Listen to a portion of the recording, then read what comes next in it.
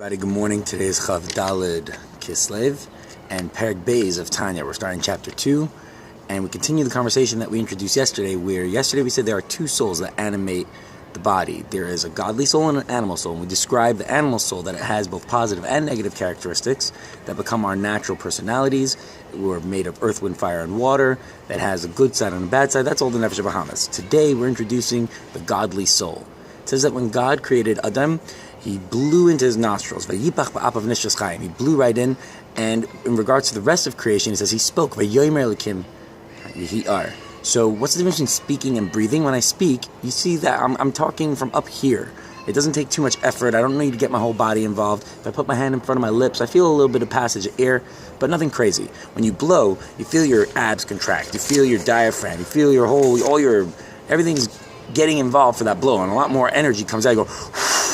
So a blow comes from a more internal, more deep place within God. So we come from a much deeper space than the rest of creation.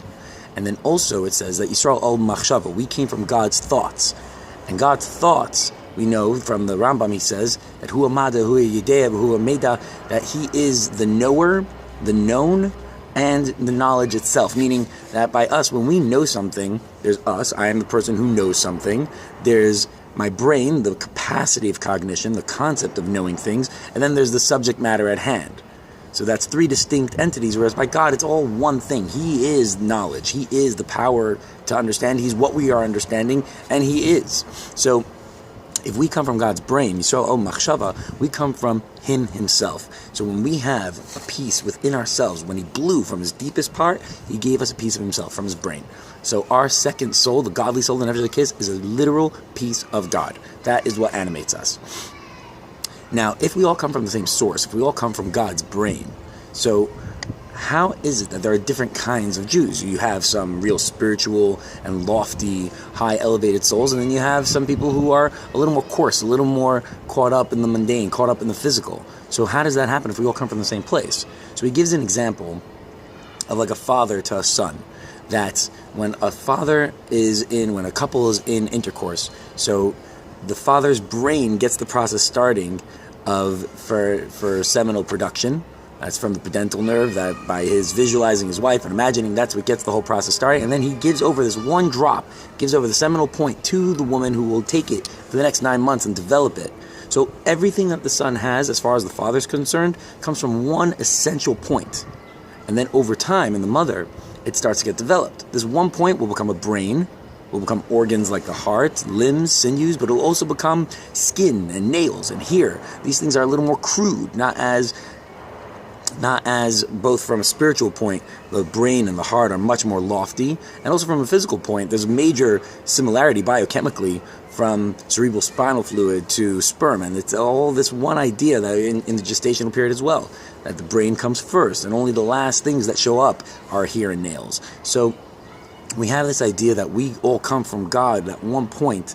We all come from his chochma, his brain, but through the gestational period of Seder Hishtalshalus, that's the chain-like reaction that you start off. There are 4 worlds. There's Atzilus, Berieshis, Asiah.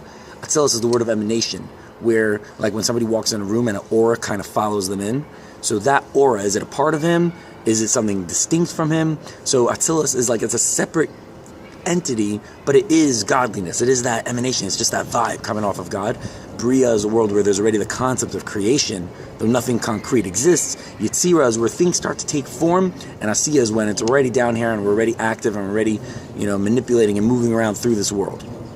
So through that process, as a soul comes from that highest point of chochma, comes from that highest point of God's brain, and makes its way through and down. So some souls come from the level of Atzilus, and that becomes a Rebbe, that becomes a spiritual, lofty, tripping person on the mountain. And then a little lower, it becomes from Bria. He's still a very holy, good Jew. A little lower to Asiah. So you have all these different people who come from all these different points. However, we are all still from the same source. We all come from that chochma ilah.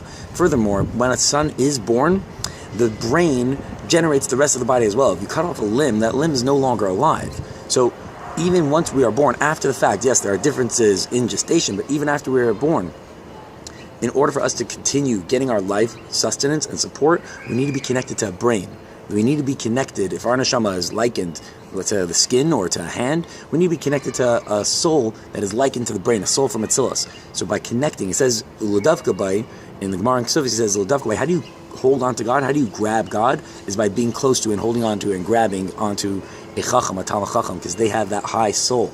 So that is the introduction of the godly soul. We tried to cram a lot of different new ideas in there of the whole Hishtalshalus.